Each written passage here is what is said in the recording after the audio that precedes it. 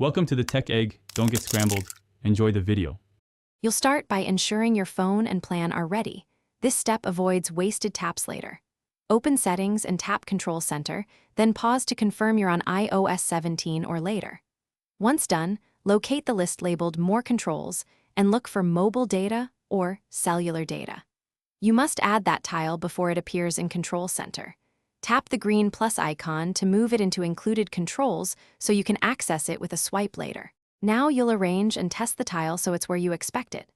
In Included Controls, press and hold the 3-line handle next to Mobile Data and drag it to the preferred position. This determines its location when you swipe into Control Center. Make sure to try a long press, haptic touch, on the tile to see secondary settings. Once positioned, exit Settings and swipe from the top right corner. You should see the new Mobile Data icon ready to toggle.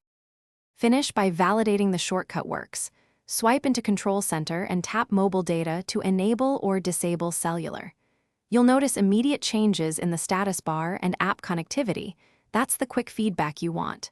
If the tile is missing, make sure screen time restrictions aren't blocking changes and restart the phone.